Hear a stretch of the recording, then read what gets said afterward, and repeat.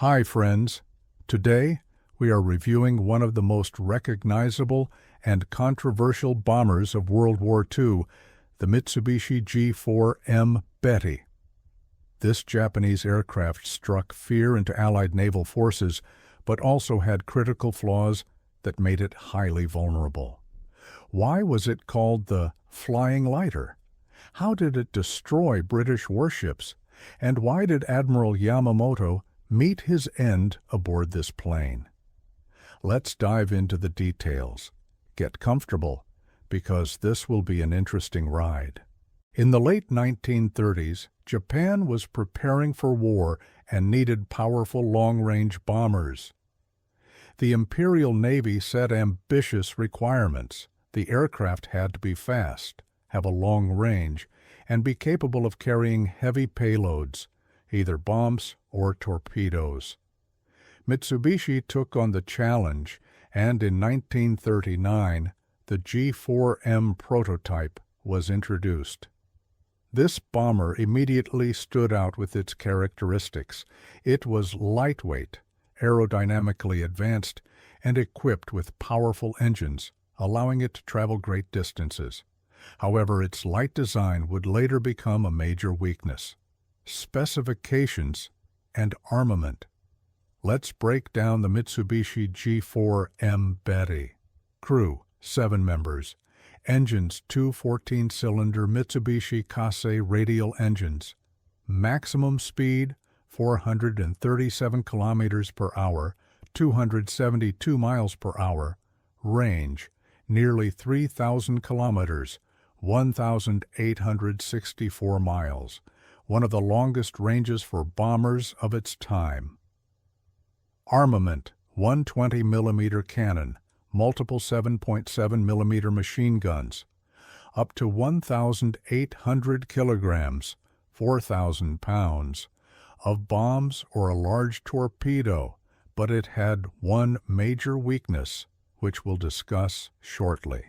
This bomber was actively used in all major battles of the Pacific Theater. Here are some of its most famous missions. December 10, 1941, G4M bombers sank the British ships HMS Prince of Wales and HMS Repulse off the coast of Malaysia.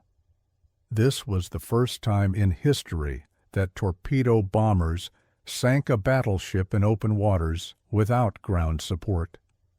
Guadalcanal Campaign, 1942 to 1943, G4M bombers conducted heavy air raids on Allied positions but suffered significant losses due to fighter attacks. April 18, 1943, Operation Vengeance.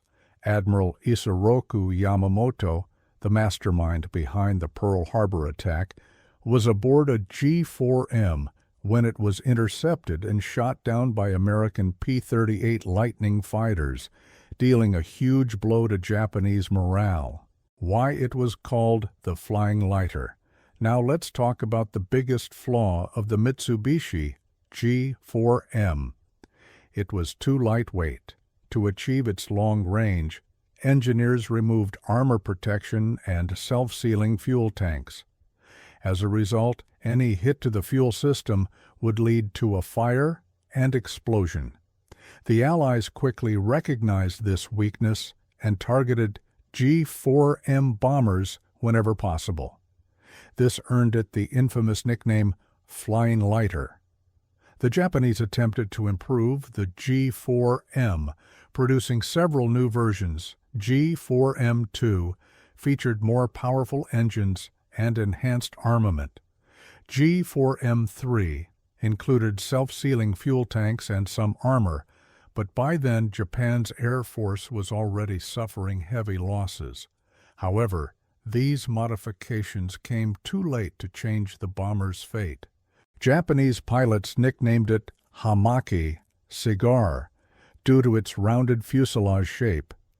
It was the most produced bomber of the Japanese Navy, with around 2,500 units built. The Americans developed special tactics to counter the G4M. Fighters would attack it in pairs to ensure a quick kill. Only a few G4M bombers still exist in museums, as most were destroyed during the war. If you enjoy historical breakdowns of military aircraft, make sure to subscribe to the channel. It costs you nothing, but it helps me create even more great videos. Also, leave a comment. Do you think the G4M Betty was a great bomber or a flawed design? Let's discuss. The Mitsubishi G4M Betty is a legend of World War II. It proved its effectiveness, but also highlighted the importance of crew protection and fuel tank safety.